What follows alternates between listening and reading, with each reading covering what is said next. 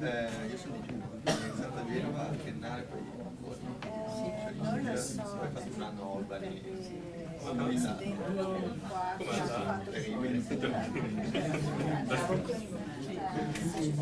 Okay,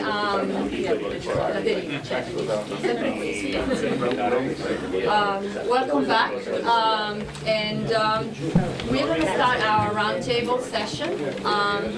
Roundtable is some sort of informal discussion, and we have here four panelists: Maurizio Del Poeta, Alessandro Tricoli, Caterina Vacchi-suzzi e Giancarlo La Camera. Vi racconteranno 5 minuti ciascuno un po' la loro storia, quello che fanno, e poi dopo la parola a voi e inizieremo a farci una serie di domande con risposte e vediamo dove porta. Intanto godeteveli, chiedete le cose più strane, sbizzarritevi, non c'è problema, tanto io non rispondo. Bene, quindi cominciamo. We have 5 minutes each for all the presenters to introduce themselves, and then we're going to start with a series of answers and questions on their personal life, well, not too indiscreet, you can say that,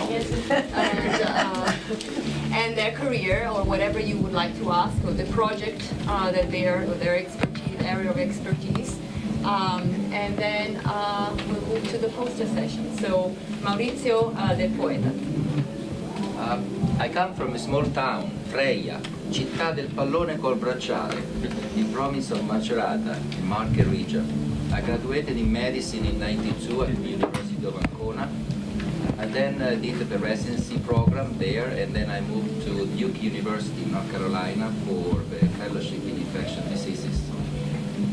In North Carolina I met my wife. Well, at the time it was not my wife. But I met this charming lady who now left with my kids. And not permanently. We don't know. But at Duke, during my fellowship program, I also met this Yusuf Hannoun and Lina Obeid. Lina was here today. And Lina and Yusuf were working on a sphingolipid at that time, and they're still working on sphingolipid, but they never work on sphingolipids and microbial organisms. So they're focusing on sphingolipids and cancer. And so when there was this possibility to work on sphingolipids and infectious diseases, I took it. And so when Yusuf and Lina and my wife moved to Charleston in South Carolina in '99, I moved with them. And then we started a new area of research on sphingolipids and infectious diseases. So particularly my interest was in looking at whether we can discover new drugs targeting one sphingolipid pathway, and I was interested in the microbial sphingolipids, and not the human pathway, so that we cannot, be toxic, the drug will not be toxic. So I stayed in Charleston for 14 years, and there I became assistant, associate, full professor, etc. And then in 2002, I moved to Stony Brook. And in Stony Brook, in 5 years, we were able to secure a lot of funding on the developing of these drugs, and also on the developing of some vaccine, particularly for protecting this type of infections. And so very recently, last year, with the help of the Center of Biotechnology at Stony Brook, which is right here, the entire Center of Biotechnology at the New York State is actually here at Stony Brook. Together with them, I started up a company, Microread Technologies, with the goal to bring these new drugs that we discover 10 years now into the market. I really dreamt to bring a new antifungal, a new drugs into the clinic, and we are closer than ever. And thank you, Barbara, and thank you, Mario, for organizing this day today. That's me. Thank you, Maurizio. Hold your horses and write down your questions. Now we'll hear about Alessandro Tricoli from Brookhaven National Lab. Stony Brook is a physicist. Yeah, thank you, Barbara. Yeah, I'm new in Stony Brook, so I've been here less than 2 years. But I traveled the world, but I'm glad to be here now with you. So I was born in Modena, north part of Italy, around the corner from Maranello, as you said earlier. But despite the fast cars, I was more interested in looking at the universe, astronomy and fundamental science. And maybe I took it from my side of the family. My father's side would come from south, from Calabria, Crotone, which was a place for Pythagoras and early time of mathematics and physics. So that was my interest in philosophy. And despite my early interest in science, I followed the advice of my family and followed the tradition of the family to do classics. So the Latin, Greek, and poetry, and so on. And they thought it would open my mind to what I want to do in the future. And I don't regret it. I think I have to thank my parents to invite me to do those studies. And made my life a bit more difficult in university in physics, but I enjoyed it very much. And then I studied physics, and it was my first love.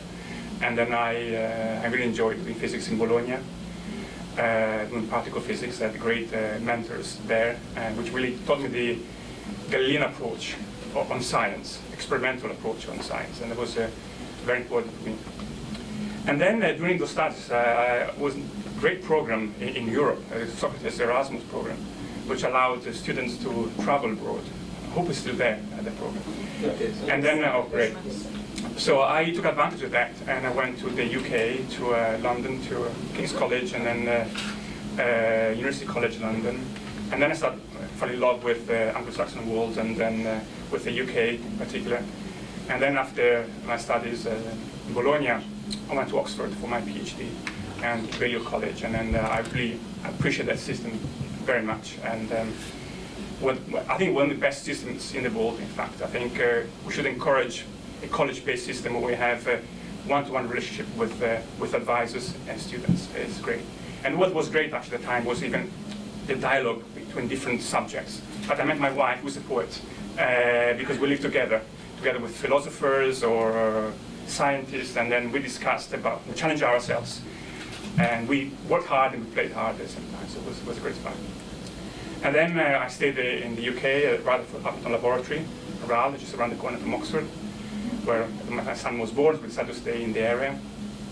And then we moved to CERN, which is a European laboratory for particle physics in Geneva, Switzerland.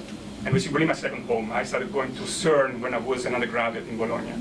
And over the years, many friends. It's really a second home for me. From all the people who do particle physics, it's really a second home. It's an international place, full of young people, very vibrant. And people work very hard, but really motivated by passion of physics. And then what is, I think, very important, I think nowadays, is a very international community where you find Americans work with Iranians, Afghani, Palestinians work with Israeli, Russians, even at the time of the Cold War, working with Americans and Europeans. So it's a great place for international relationships and to build a community around the world. So I stayed there as a fellow and then as staff for 7 years, and then I moved here. So I'm still learning the system here, and I had many colleagues I knew from CERN, so it feels very like home. And in terms of research, I was lots of particle physics, and then understand the fundamentals of what are the building blocks of the universe, what are fundamental forces that control the universe, and why we are the way we are, and what are the fundamental questions. And then so I give you an analogy maybe of what I'm doing. So actually I want to mention a great historian of science, American Thomas Kuhn, who was a physicist, and I think is also considered a great philosopher. He wrote 2 marvelous books which I recommend, The Copernican Revolution and The Structure of Scientific Revolutions. If you haven't read it, please read them. So he said that the scientific enterprise is not a linear evolution over time, but is a scientist build paradigms which they work to build these paradigms based on their knowledge, their research. And at some point, these paradigms start cracking. They see anomalies. And then they start become doubtful about those paradigms. And then at some point, these paradigms break. And then a revolution comes, and a new paradigm is formed. And I think this is what now is science really is about. And then now the current paradigm in particle physics is a standard model of particle physics, which describes the interaction between fundamental particles in the universe. And then we built over the decades this paradigm is very beautiful, can predict fundamental interactions to a precision, in some cases, 1 part in a trillion, which is marvelous. But there are some cracks, and what I do, I work on cracks. So I try to look at anomalies in order to maybe looking forward for a new revolution, which we haven't seen yet. But my work has been on trying to measure as precisely as possible processes in this paradigm, the standard model of particle physics, and study anomalies in detail. And we hope these anomalies will be more and more, and at some point this paradigm will change and we'll have a new theory of particle physics. And probably uncover something that we don't know yet, like dark matter. Exactly. Okay, thank you, Alessandro. And Caterina Vacchi-suzzi works at the relatively new cancer center at Stony Brook School of Medicine. She's a clinical researcher. Yeah, so at the moment I'm involved here on Long Island in the final stages of experimentation of new medications for breast cancer. Some of you may know that the evolution of a new drug, of a new medication, starts very early with basic science, understanding the mechanisms of a disease. Scientists are able to identify what's the malfunction or which part of a body or of a cell is missing or is malfunctioning, and then with the help of chemists they identify compounds, little things that can be packaged in a pill or an injection or in something else that can correct this malfunction. Now, the evolution of a drug is very complicated, very tortuous, but it inevitably ends up having to be experimented on people. So we do what we do. A clinical researcher makes experiments on people. This, of course, humanity has learned a lot from past mistakes. This requires a great level of humanity, a patient-centric approach.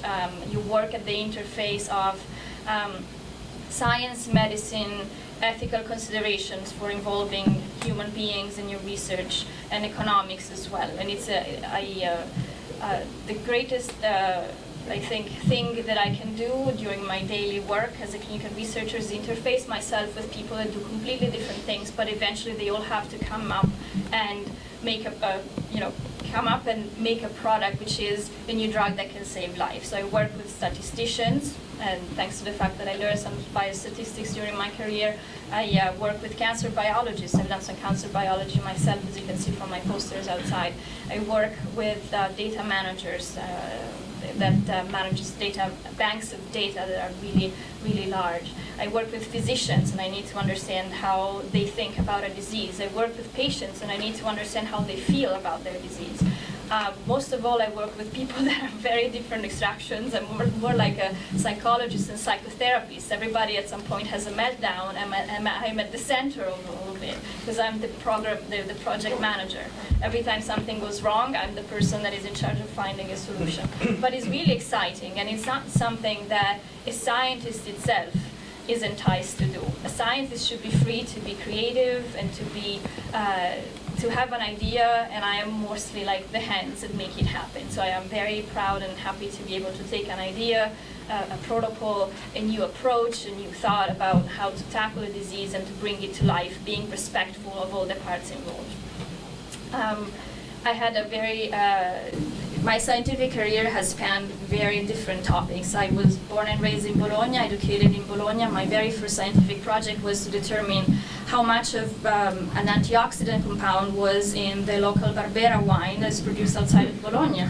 So my experimental setup was having a fridge full of wines, and then I had to inject little amounts into a machine that would measure through spikes and and troughs that would let me know how much of this good resveratrol magic compound it was very fast. Big amounts. The big amounts ended up being taken out of the fridge and disposed elsewhere, mostly like in my kitchen together with my with my friends, and so I've become very expert on that. And this was in Bologna. Then I moved to Calgary, Canada. My grandmother to this day still believes I lived in Cagliari for 4 years.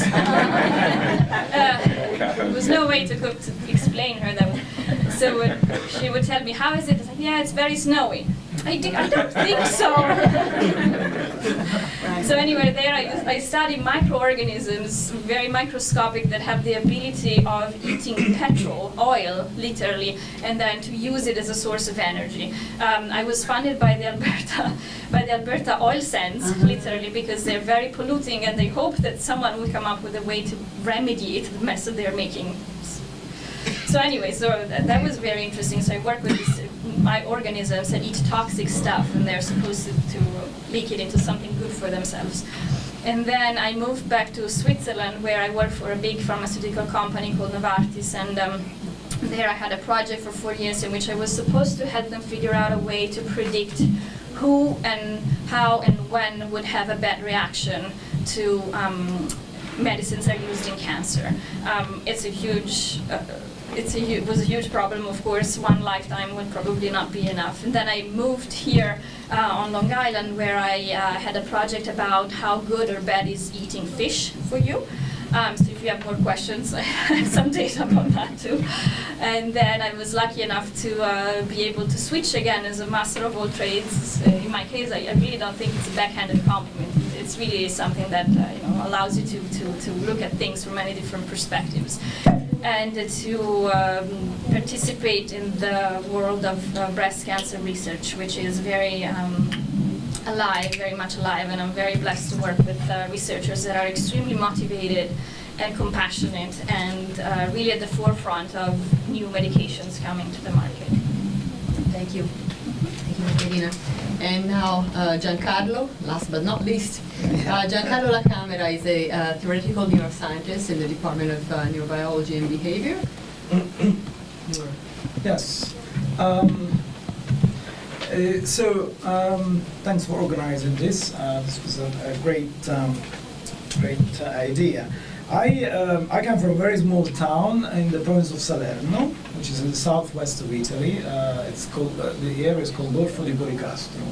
Some of you might have known, right? Yeah, it's between Malatya and Balinur. It's a beautiful area. There's no university there, though. Actually, I think you have to go to Salerno, probably for the closest one. Naples for the closest big university. And growing up, I was really fascinated by human behavior. So I was attracted to psychology. But then reading about psychology, I was not satisfied with the kind of approach. I wanted to have a more quantitative understanding of how things worked. I really wanted to know how, what is it in our brains that make us behave the way we do. Right?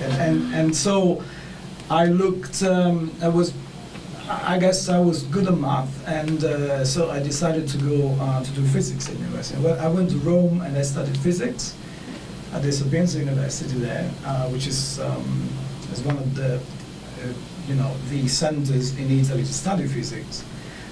You could choose from a huge amount of different subjects there, and towards the end, when I was about to do my thesis, at the time this was the old system in Italy, so we had this thing called laurea. Probably many of you know this. Now it's different. It's changed more like in the Anglo-Saxon kind of way, with a bachelor and then a master's. There was this laurea, which was a longer path and required a very long thesis. My thesis took 18 months as an undergrad, and it was published in a journal afterwards.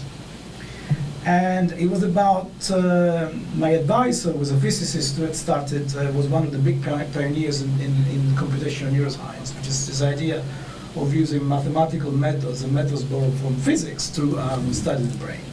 So there I thought, I found my, the things that I wanted to do when I was younger, which was to use math and physics to actually study the brain. And then, so I wanted to have an academic career, so I decided to do a PhD. But in Italy, at the time, for sure, I don't know now, to do a PhD, you had to win a national competition. So all of my friends, I remember, they were doing this exam everywhere, right? Ancona, Naples, Milan, Genoa, everywhere. And then, I remember one of them really wanted to be in Rome, was from Rome, wanted in Padua, moved to Padua. Now, it didn't make any sense to me whatsoever, to be honest. And so when the opportunity came up to do a PhD in Switzerland, I moved there. This was in Bern, which is the capital of Switzerland. It was really a small town. It's not like Geneva or Switzerland or Zurich. And but that was enlightening. It was great. I had a great time. It was a completely different environment from Italy. It was very cosmopolitan. There were many foreigners working, even though it was a very small institute. And I got a PhD in neurobiology, even though what I was doing in reality was making models of brain function. So I was not doing experiments myself. But by the time I got my PhD, I was a neuroscientist of sorts. And so then I moved to the NIH, the National Institute of Health, near Washington, D.C. in the United States, where I worked with monkeys, and I even did experiments myself. So I made a full transition at that point. And now I'm a neuroscientist of sorts, you might say. And then finally, I got a faculty position at Stony Brook in the Department of Neurobiology and Behavior, where they were looking for starting a program in theoretical neuroscience. So in this kind of field, which is, I would say, relatively young. Neuroscience itself is quite young. It's a science, actually. And, well, it's been going well. So far, so we can talk more about the kind of things I do if you're interested. There's a poster outside, and I can. It's going to be easier maybe to do it with some visual aids. But you can draw. I could draw. I think I would. Let's get started with the questions. Okay, let's have no. I would say. Sorry? You don't tell your story? My story? You want to know my story? You know my story. You are one of the first people. Come on, tell us. Okay, sure. I wasn't prepared for that. 5 minutes on that. Okay, I arrived here at Stony Brook 17 years ago.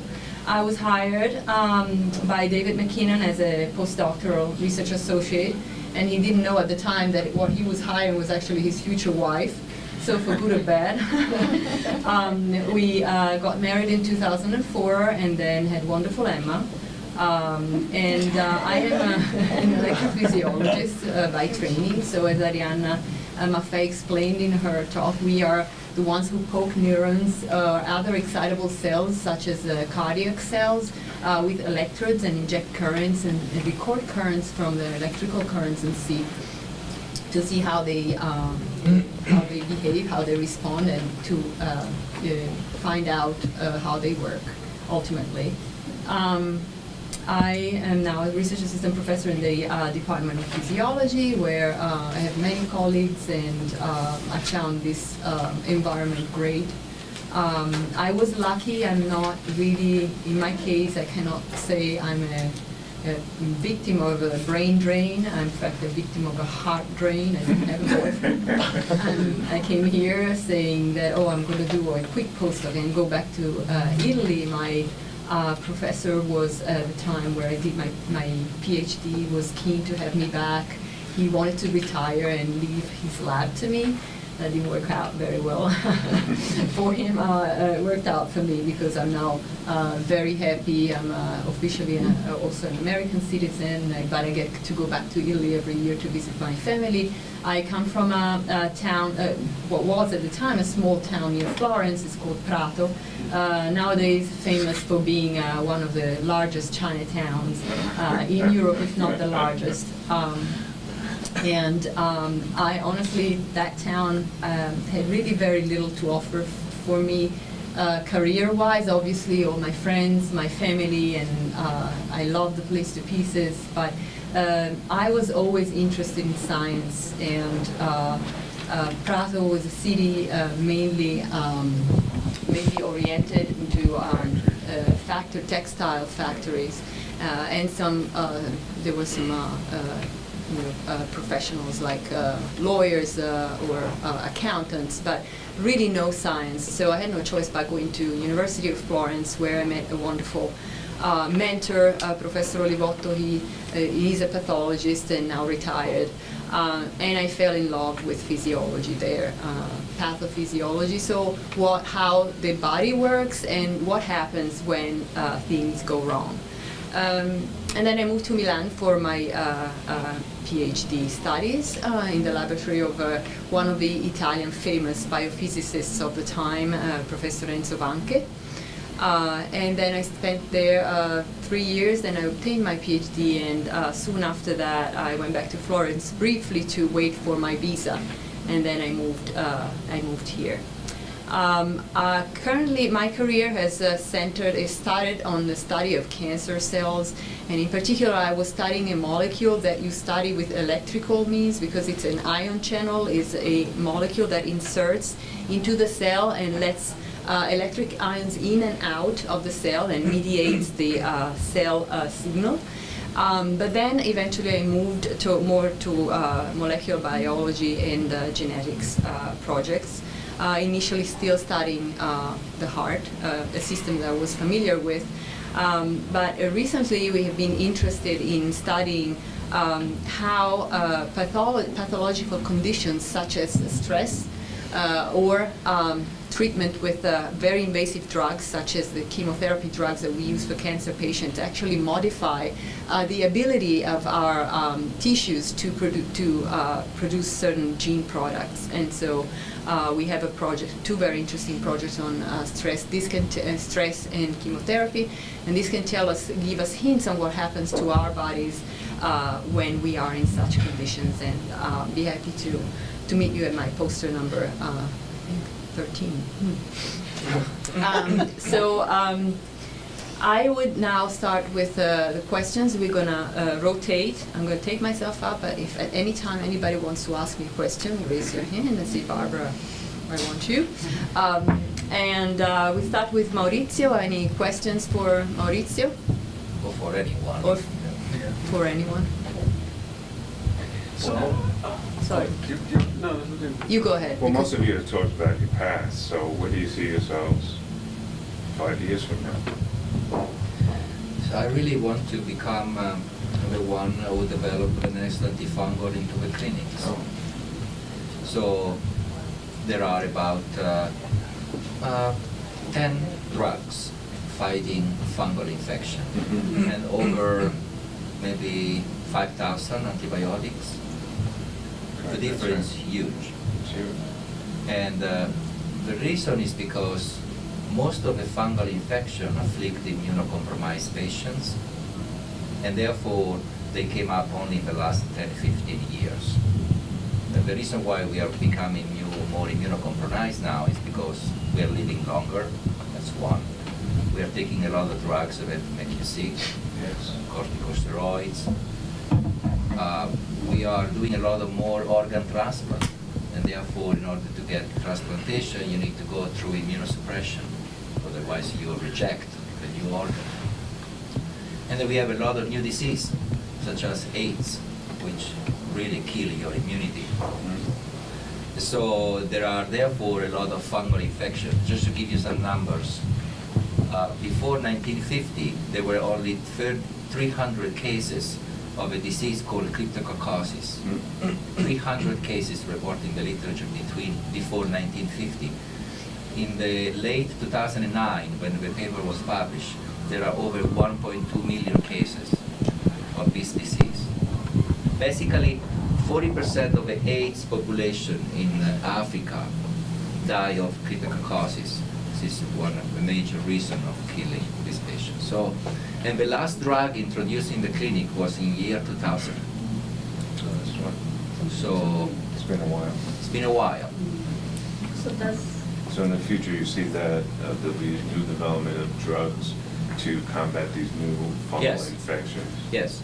So our laboratory is not the only one, but our laboratory is one of the few in the United States that really want exploring this this new venture of developing some new drugs. And the reason why I was lucky to become or to be also here at Stony Brook, because I didn't know, Stony Brook has this Center of Biotechnology, which is really linked here. We have a Long Island incubator hub, which is very close, and it's not on campus, it's very close on campus. So for me to move from my building, actually the Center of Biotechnology is right behind my building.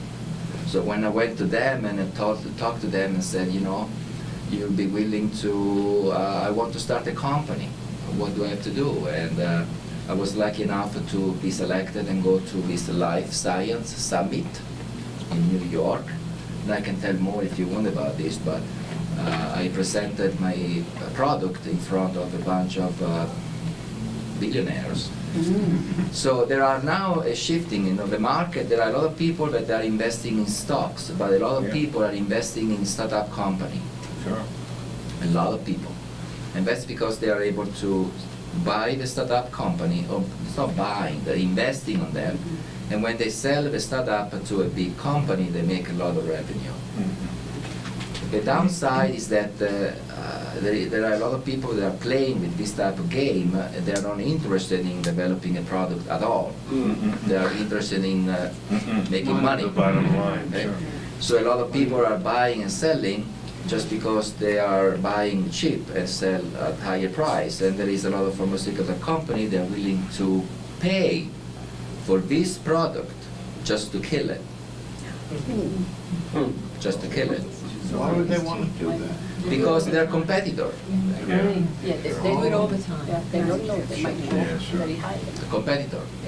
If they have already a drug in the clinic, give you an example for antifungal. One is fluconazole, another one is, actually I'll give you a better one, Jublia. Jublia is a fungal for toe infection. You see a commercial on Jublia every time you see a Super Bowl. Yes. Because it's called athlete foot disease. Yes. Well, a Jublia costs about $1,000 a week. So if you come up with a new antifungal, which is much cheaper maybe, or things like that, why a company will be interested in developing that? So you need to be careful of how you move. As a matter of fact, we actually received an offer for our company and we didn't sell for this reason, because we are not there yet. We even didn't start a phase 1 clinical trial. Why do you want to buy a product if we still don't have a product?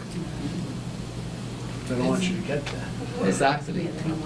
Exactly. Which is I mean, really bad for patients, because, as you know, some patients could have susceptibility and allergy to a product or to a drug, or a drug could have contraindications for one patient but not another one, and therefore it's very important to have some principles there. David?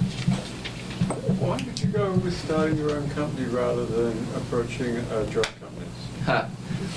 Yes, I have a strong collaboration with Novartis, and I'm working with Novartis. I do a lot of work for them. They pay me to do certain work, and I start up a company, big company like Novartis, Pfizer, you name it. They are not doing this phase 1, phase 2 anymore. They subcontract a small company to do this type of work. The dirty work is done by startup company, a university type of setting. Once you have a nice product, meaning not toxic, efficacious, when you pass phase 1 or phase 2, then they are interested in buying. But at this stage, it will be very unlikely that one of these pharmaceutical companies will be interested in your product if you don't show some data first. Do they give you support for toxicity tests? Absolutely, They do. absolutely. The reason why I like Novartis very much, but first of all because they give me some funds, which is very good. But we are doing that for another studies actually, which I cannot talk about. But one of the major antifungal drug development at Novartis actually Stony Brook graduates, Rao Moffat. He was a graduate here at Stony Brook. He was one of the co-discovery of the target of rapamycin, who recently got acknowledged for a Lasker, which is a kind of pre-Nobel type of award. But the main reason why pharmaceutical company, big pharma, are not interested is because, again, this dirty pre-clinical work has been taken away from them, and the startup company, they do these kind of things.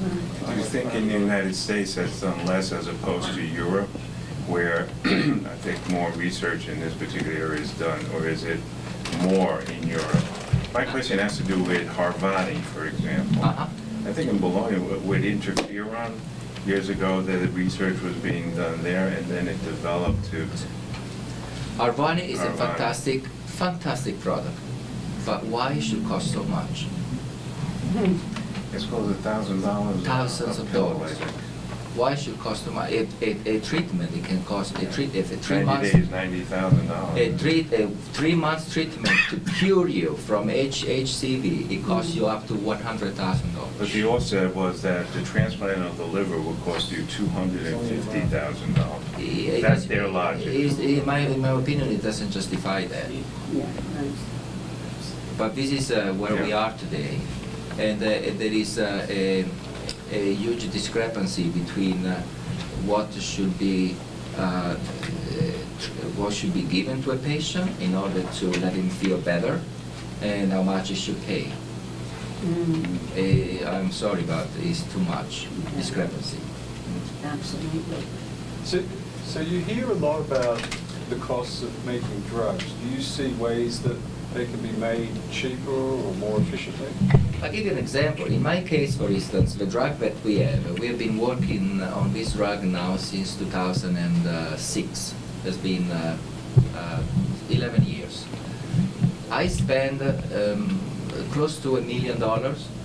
So the cost of making drugs, first of all, the cost of making drugs that they claim is mostly related to a phase 1, phase 2, and phase 3 clinical trial, and not to a preclinical development.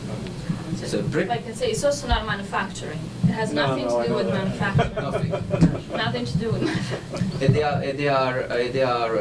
are way overinflated, because they also consider a lot of salary support for people, and they consider a lot of failure. We don't do that. But that's fair in a profit and loss company to consider failures. True, but today is very different than what the drug discovery was supposed to be 20 years ago. Give an example. If you have a molecule today, and this molecule X, you can put the molecule X into a computer, and the computer is going to tell you all the pharmacokinetics of that molecule. It can tell you how it will be distributed. It can tell you if it's absorbed by the gastrointestinal tract. It can tell you even the half-life. It can predict you how it's going to behave. And that's because there are so many studies that has been done about maybe not that specific molecule, but a similar molecule. Things that 20 years ago you didn't have. So there is a lot of things that you can do today just by just using a computer. So the cost of a drug actually is not much. We spend over $1 million for a preclinical. We need the $5 million for a phase 1 clinical trial, and maybe another $10 million for a phase 2 clinical trial. So with about $40 million, we have done. You don't need the $1 billion, as they say, to put the drug into the market. You really don't need that. So again, it depends how you make a calculation of these things. But they would, sorry. I would say the calculation is also made based on the perception and on the cost that you avoid a long time. As he was saying, Harvoni for hepatitis, it prevents you to have a liver transplant. But again, like the different markets allow for this mechanism or not. The American market, because it's multiple payers, allows for a company to bargain with multiple payers, and eventually some insurance company will say, okay, I'll pay $250,000 for 3 months of Harvoni for my patient. Some other companies will not, and so you have a very discriminatory effect. In other countries where there is a single payer, I guarantee that Harvoni is not going to cost that much to that single payer. So it's one thing is how the market is set up, and so again, a single payer will not pay that much. The drawback of that is that the company may decide that it is more profitable to bring Harvoni first to the American market. Yes.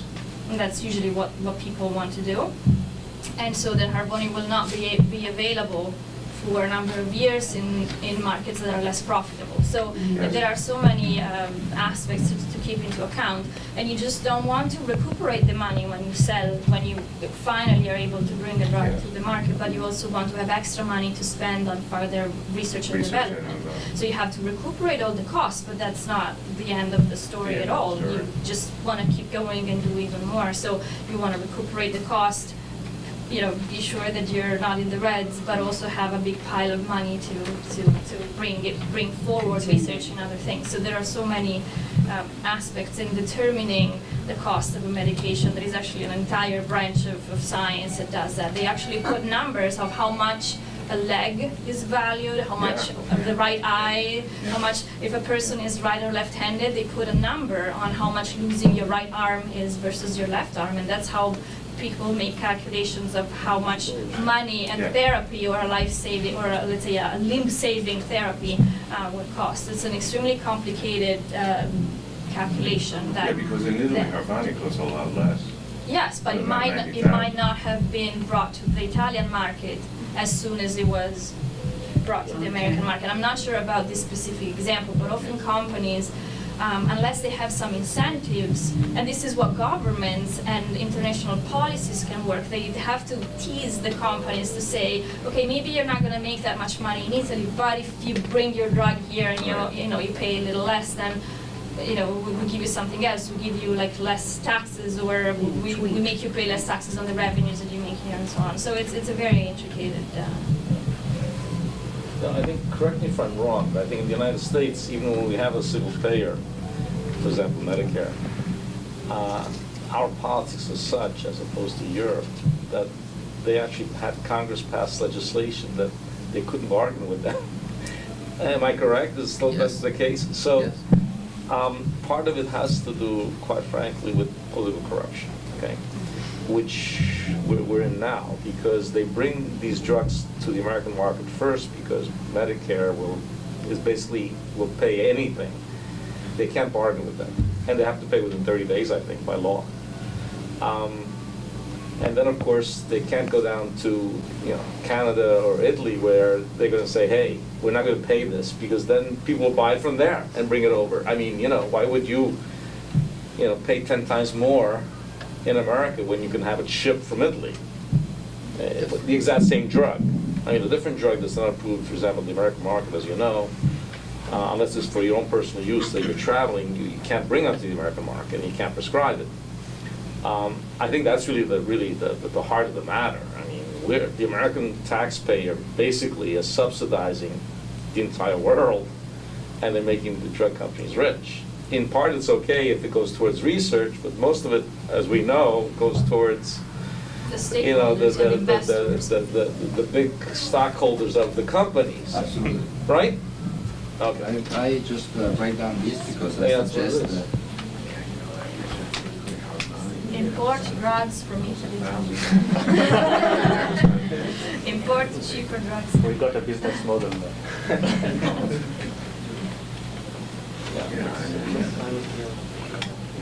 This is a fantastic book. If you want to learn more about the organization of pharmaceutical company, government, white coat, black hat, from Carl Elliott. I really suggest this book to everyone who wants to learn more about the company and how do they work. So listen to all this. I'm a scientist. I'm like a basic scientist. I'm interested in science, in discoveries, and so listen to all this just gives me a bit of a headache. So, Caterina, you are a scientist, a basic scientist who moved into this world, and to me, I don't know what made you do this. What's your interest? Why did you decide to shift to this side of things? So I am a very naturally curious person, so I found myself having to deal with a lot of different issues, from science to organization to logistics, and I realized that scientists typically like to be locked in a room, think about their stuff, jot down plans, and hopefully raise your hand. who likes to doesn't like, and they're very usually aggravated by bureaucracy and anything that thwarts their plans. And so I recognize that I'm very resilient with bureaucracy and all of that. So I'm very curious, and I want to keep being exposed to science. So being at the center, being sort of like a research expediter. I don't know if anybody had to take town permits here. You have to pay someone that is an expediter that takes the headache away from getting the permits whenever you need to add a fence or something. right? So I'm the person that takes the headache away from the scientist, and I realized that for me it was good because it allowed me to be exposed to science and clinical research in particular. I'm very much more in contact with direct benefit to the patients. I experience it every day. I'm really in contact with the end user of a process that took maybe 10, 15 years to bring that drug or even that idea to the actual person that may take a benefit. So that's very rewarding on one end. I feel motivated because I realize that I can bring things, I take the headache away from someone and I don't get a headache myself. So I help, the researchers to make it happen. And as I said, I constantly get problems thrown at myself and I have to always think about different approaches. So every day my brain spins from statistics questions to data permanence to data usability to what happens if we offer too much money to a patient to be in a trial, what happens if, so ethical questions and the psychological questions too, and it's not that I necessarily understand, but so I was very motivated by enabling people to make their ideas happen, and I found that this suits me very well. And I think it's important to have scientists in these settings because most of the time It must be a vocation though, something that yeah. I could never do. But yeah, so yes. Just a quick question for Caterina too. So you actually impressed me with your very diverse CV when you told your story. You did a lot of different things in different places, and so actually nowadays, in my experience, scientists, they really tend to specialize on something to the point and the expense that they miss the big picture of their field. So you did a lot of diverse things. So how could you actually, if you tell about, comment about your experience on how you readjust, reset yourself and just start something completely different to what you did just a year before? Or So it was interesting. It was not easy. I did it so many times. As I said, in the last 10 years, I lived in 6 different countries and had to learn. I speak now 5 languages, excluding Greek and Latin that they made me learn in high school, right? So maybe those turned out to be useful because I really had to spend a lot of time learning something that was completely useless. I don't know. But I guess. The way that I adjust is I ask a lot of questions to a lot of different people. Often people are very resistant to bother because they have the feeling that they're bothering others, but I actually don't. So I try to extract as much information from anyone that I get in contact with. So between the relocation and the, I guess I tried my best. I Googled. Use Google, guys. It's fantastic. So it helps a lot, and so it's actually like curiosity. I'm not sure so my path was definitely not planned. It was a result of total confusion and things being thrown at me when I least expected them. But let's say that, and also trying to avoid being bored. I realized that if I had specialized on one specific thing, I would have felt bored, but having to change every 2 to 3 years, it really kept me on my tiptoes. So it was and this is the aspect that I like about science. It's about learning about many different things. It's something that it's it can be bothersome to someone, but it is not in my case. So it was actually a pleasure to have to restart from scratch every time. Sabo pray she doesn't decide to build a new particle collider. She'll come to you. And Caterina, your work in breast cancer research is very fulfilling, rewarding.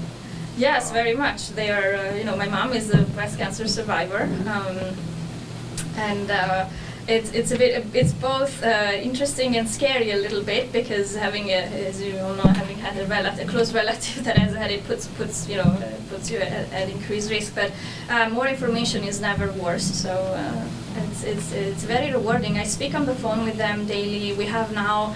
I'm working with a great doctor. Her name is Alison Stopek. She has more than 15 different clinical trials open here at Stony Brook, bringing one of the newest medications and therapy designs to Stony Brook. So I encourage everyone, please know that the real benefactors to cancer in general, to medicine, are really the volunteers that participate in clinical research. It's a lot of time that we ask to our patients. It's a lot of commitment that we ask them to. But it's inevitable, it's necessary, and it's really rewarding as well, being part of one.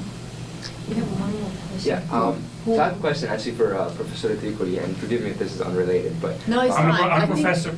I think we are. Because Brookhaven, I'm a physicist. so physicists. We are ready to move to physics, I Yes. guess, after this full immersion into drugs.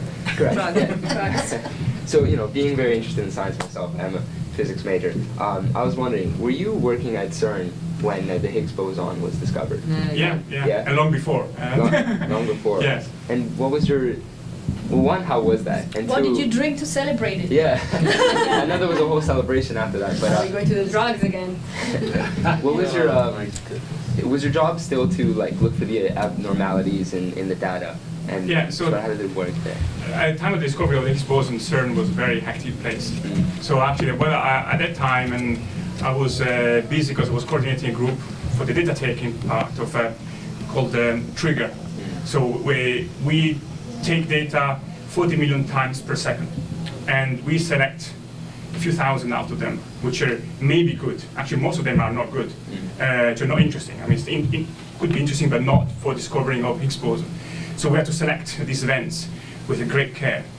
And if something goes wrong online data taking, and you miss some of these events, you may miss the discovery of the Higgs boson. So I was very busy making sure the trigger was working well. Because if it didn't record, then it wouldn't discover the Higgs boson. So I was in the control room when we started data taking late at night. My wife phoning me, so are you done? Are you coming home?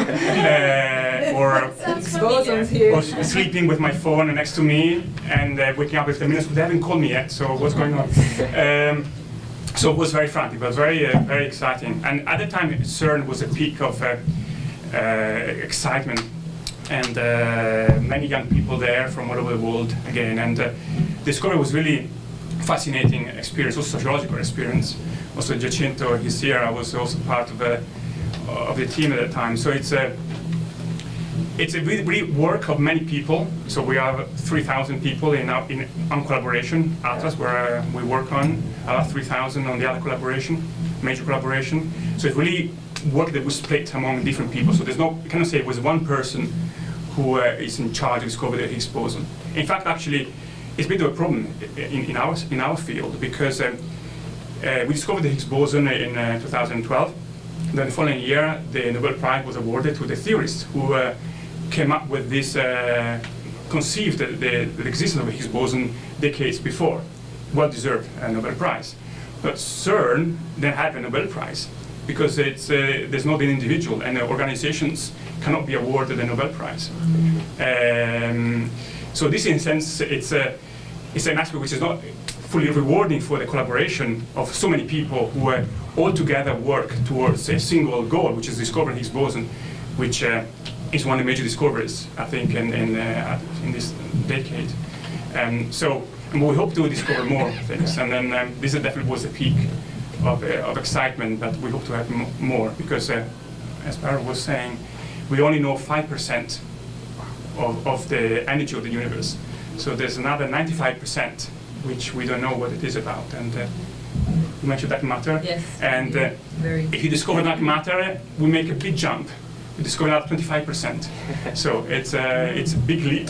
Well, it sounds small towards 100%, but it will be a major achievement for humankind. So I heard I was listening to the radio, and I caught an interview with late physicist Vera Rubin. She's one of the pioneers of the dark matter, and actually she was mentioning that a new particle, looking for a new particle that could actually explain or characterize better the dark matter. Is that the direction that the field's going to? Yeah, so, well, let me tell you why we believe there's dark matter first, right. And then we believe how we look for dark matter. There are different ways of looking for dark matter. But the first was seeing that you look at the stars and look at the sky and then look at the galaxies far or close to us, and they see that they rotate, they should too, but if you look at the rotation of the galaxies, stars in the outer part of the galaxies should decrease, because the matter decrease as they go further away from the core of the galaxy. But instead, observation show that actually the velocity of those stars in the periphery of a galaxy stays up quite fast as in the core of the galaxy. So this is makes some other matter which we don't see, is not visible, and cannot be planets, can be dead stars, something else, which makes actually the biggest amount of mass of a galaxy. This is one observation. The second observation is again looking at the sky, and then if you have two objects on the light path, and they have a massive object in front of maybe a galaxy and another galaxy behind, gravity, the theory of gravitation, developed by Albert Einstein in 1916, there's this interesting phenomenon of lensing, where the light path changes of the object behind another massive object.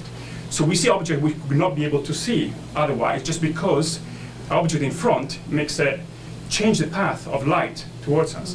And what we see that this changing of path is bigger around galaxies. They should be just looking at the light that these galaxies emit.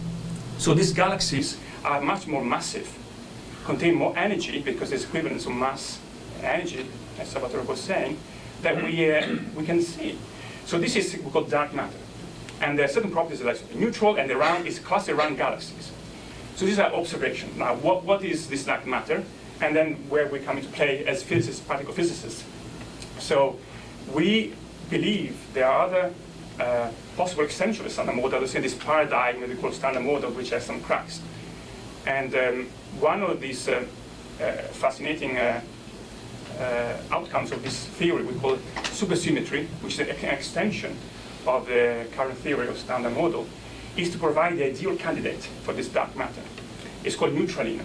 It's massive, so it can cluster against galaxies. It's neutral, and it's weakly interacting, so such that it clusters mostly around galaxies, and it does not wander around the universe to create other clumps of matter of that kind. So we are really actively looking for this particle, and at the moment it's escaping our attention. But that's why we are building, we're trying to build new accelerators, but also expand our accelerators. And so say something, I want to say on the line, there's a difference between our science and maybe other type of sciences. We work at very long time scales. So rather than we don't look for revenues in terms of discoveries immediately, but we are planning, projecting, and then designing experiments which start in 10 years from now, only 50 years from now. So we're really working on actively on projects or experiments which will start in 10 years from now, which seems a very short time for us. And then we are already thinking about accelerators which will start in 50 years from now. So I'm not sure I will be around at that time, but it's extremely challenging and really exciting for us to design these accelerators, which try to address other questions like what's beyond the Higgs boson, and can we discover dark matter? I think this is really interesting. So now I'm curious about Giancarlo. You moved away from this. You started as a physicist, Yeah. and then you moved to theoretical neuroscience. So it's clear from here that everybody is in love with very different things and can do things that other people never do. Tell us about your love for theoretical neuroscience. Yeah, so physics, I mean, I studied physics and I liked it, but it was clearly not, even though this is very fascinating, you know, I was hearing people talk, and the talk before is absolutely fantastic. But, you know, I was interested in psychology, I wanted to, you know, and then we often say, oh, the brain is the most complex, right? Things that we know. It's more complex than the universe and things like that. But I don't know if it's true, actually. You know, 10 to the 10 neurons, 10 to the 14 synapses. It's a huge nonlinear dynamical system, right? So you often hear that it's most complex system. It's not the reason why I wanted to study it. It's just that I think it's one of those big challenges.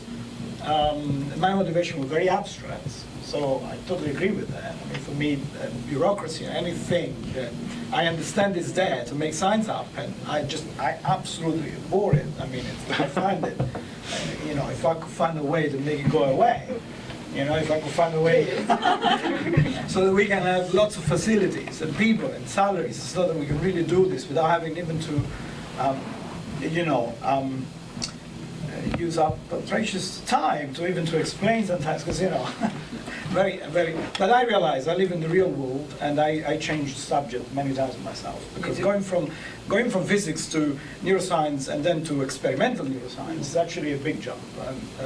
You know, if you go from writing equations to understand, for example, the how a network of neurons behave, right? So you want to know how. Why and you write equation? Right, you're right. So the challenge there is trying to understand how the behavior of an interconnected network of neurons, right, and communicate with this very complex structures called synapses. I mean, Ariane in a talk gave you a little how that gives rise to behavior, right? Going from searching for food to trying to understand the theorem. Of course, we're not trying to understand how we are able to understand the theorem. We try to do things that are more at the lower level. But going from that to actually working on data, which is a little bit easier, but still a big change, right? A pure theoretician doesn't know any statistics, for example, which is something I realized. I had to learn statistics by myself when I realized that I was analyzing data. Theoreticians who do models, they don't need statistics at all. And then going from there to actually doing an experiment with animals. Realizing, oh, I know exactly what I need the animal to learn to do to prove or disprove my hypothesis. And then you try and train the animal, and then you realize it can't be done. Right? And then, of course, any behaviorist or somebody who does this for you will tell you can't teach an animal to do that. It will not happen. Right? So you have to find a way around it. That is a bit like changing field. I mean, it's a big change. And of course, it makes you a better neuroscientist because you can see things from multiple points of view. It's probably easier to go from, you know, writing math to do the experiments than the other way around. For some reason, it seems that, you know, that way of doing things is a little bit more approachable than the other way around. But I don't know of many people. I've tried myself to do both things for quite some time, and it's very difficult. And at one point, not so much because you need to have expertise in both fields. You can get to, after many years, you can have that. But running two labs with different expertise and trying to get the funding for them and stuff. So now we get into the realm of bureaucracy, you know, and trying to convince people to fund. That becomes really, you know, it becomes really a hard war. Giancarlo, I have a question for you. Yes. Do you think, as a physicist, you think differently than a biologist, and how did you manage to get the two together? Because you can easily talk to both sides. So I had to, that was a slow process. I started doing my PhD because my,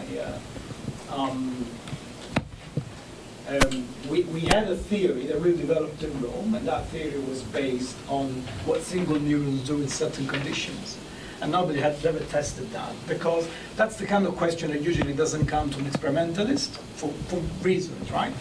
But it comes to theoreticians very naturally. So we decided to do an experiment to test that. And we were amateurs, basically, right? But I was a very successful collaboration, experimentalists and theoreticians. We had both interest in that, which is already quite difficult, you know. And then I had to learn the hard way, right? But we were working. I was working with my fellow PhD students every day for hours, and so I learned the language. They learned quite a bit of our language, although they didn't learn to do math. And then I kind of taught myself. I had to take exams for the graduate school. I had to do neuroanatomy, neurophysiology. You know? So I guess if you go to school like anybody else who goes to study biology or physiology, I have to do a little bit of that. And then I became some sort of an experimentalist myself at NIH. I mean, that was a huge education as well. That the change was going from in vitro stuff to in vivo stuff, which is, even though it's the same, you know, it's brain science, believe me, these are very, very different communities. They use different tools and they use different languages. So now I would say I have a good amount of familiarity is not deep knowledge. And I know who to ask when I need to know more. So most recently, we've done a study that looks at the kind of time scale in various areas of the brain. And this is about everything that happens in any, okay, the brain is a very complicated thing.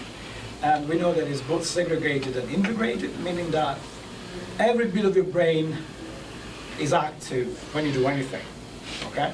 But there's also some amount of segregation, right? For example, the visual signal that goes through your eyes, right? It goes through a structure called thalamus, and then it reaches the back of your head, you know, to primary sensory neurons, if you want. It is true that without those neurons, you would have problems seeing, right? So clearly there are neurons that are more specialized, for example, in dealing with vision than with hearing or with decision making, for example. But it is also true that when you see something, areas that deal with hearing and decision making also are active, and it's a big mystery. We don't know exactly, you know. So it's a system that's very integrated, which means it's difficult to break it down in different bits and study the bits in isolation, like physicists, right? Okay. But on the other hand, there is some amount of segregation, so that we can decide that people who study memory, people who study decision making, people who study vision, people who study motivation and reward, right? And they tend to concentrate on small patches of the brain, and then they build up and try to put it together with other things. I mean, it's a long way, it's an extremely complicated way to do things, but it's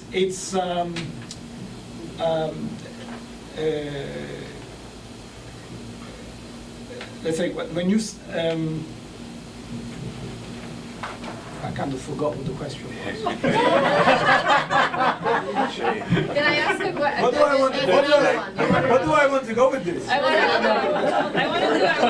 want to do a survey. So I happen to be a biologist married to a physicist, and typically physicists say biology is BS because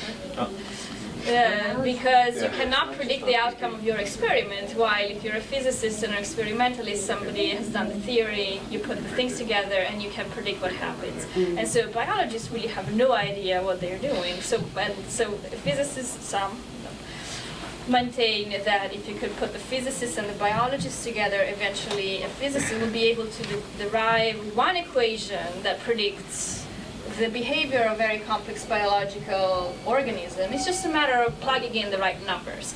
I just want to have a one-word question around the table and maybe around the room. Is this ever going to be possible, yes or no? Yes or no? I don't know. I don't think so. Okay. What do you think? No? No. Alessandro? No? Well, I think I won the argument with my husband. I can say physicists invent one equation. That's the important thing. It's better to be right. No, I mean, the single equation is the bit that has the most problem.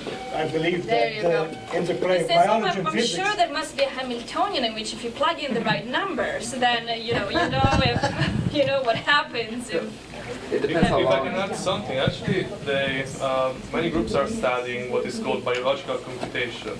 You can engineer cells, molecules, and DNA to compute specific functions. And I think that's the exact contrary of what your husband says. Biology is unpredictable, not really. If you can, engineer it correctly, can compute specific function with some, good correctness guarantees. But there you basically, but you're changing biological things that have been studied and understood very well, and you use them as tools. So you sort of like rein them in, and you say, okay, I can use DNA to mark. Was it that guy that invented the trick to find owners of dogs who would soil by reading the DNA? So every it was like they would use like DNA tests to actually deliver a fine, like a ticket to the owner of the dog that didn't clean up after the dog, and I think that was was a molecular marking of there was. So regarding this, the difference between physics and biology. So I believe that math and even some methodology in physics can be very useful to biology, and in fact that's what I'm trying to do. But there's a big difference that comes from the fact that physics is very mathematized, and now chemistry is as well. And a lot of the math that we know now was created to serve physics, right? I mean, in the end, Newton came up with the gravitational law and everything, created calculus to be able to derive from knowledge, which was data, a little bit more than data. Actually, we knew what the trajectory of the planets look like, right? He derived the law that would explain that.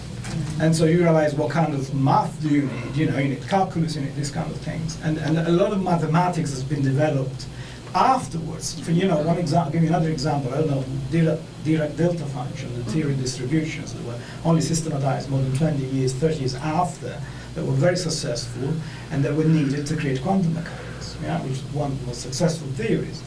In biology, the kind of math that we have right now, right, it's not, many think is not the right math to do biology, and the main reason is because when you study biological systems, unlike physical systems, you study systems that have their own program, okay?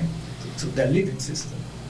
And so they have their own agenda. They evolve through time, you know, they change, they even repurpose themselves, right? But on the other hand, I mean, in a way that is, so the math, you know, it is entirely possible that we haven't yet built the mathematics that will help us to create very compact descriptions of what biological systems do.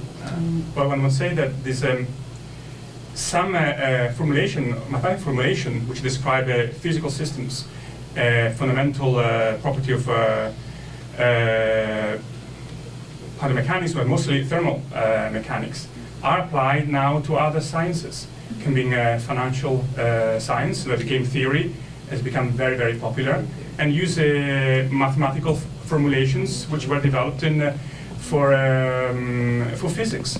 So this describe a complex object in a small particle level, but now describe human interactions in selling and buying items and goods. And I have many physicists, friends of mine, were my colleagues and students with me now in the game. Other mathematical formalism, which were applicable and applied and developed for physics, are now applied in social sciences to understand maybe the flow of people in certain environments, and to describe the traffic and optimize the traffic in cities. So, and also interaction between humans. So I'm not saying physics or mathematics can be applied across different subjects necessarily, but I think maybe our conception of different realities in our life can be described with, say, mathematical formalism. And developing mathematical formalism in one science, or aspect of science, can help also other sciences. So this is perfect because incredibly we have run out of time, but it seems like, you know, progress can be done if scientists from very different disciplines can interact together, and this is exactly what we're going to do 5 minutes from now in that over there, where we're going to talk about our projects, and everybody's welcome. And so I would like to thank our panelists. Very stimulating discussion, and thank you everybody for participating. Thank you.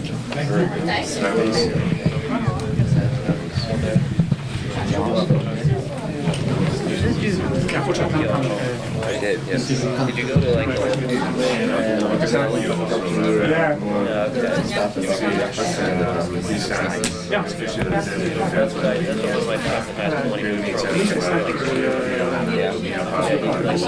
Still filming, or can I go? It's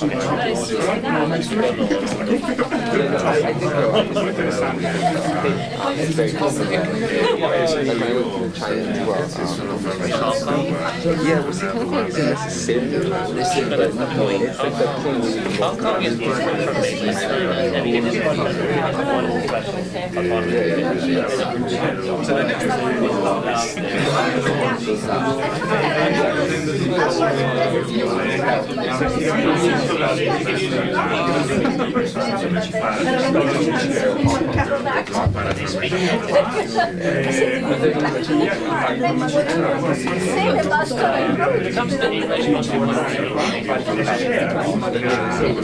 reaction is so easy to understand.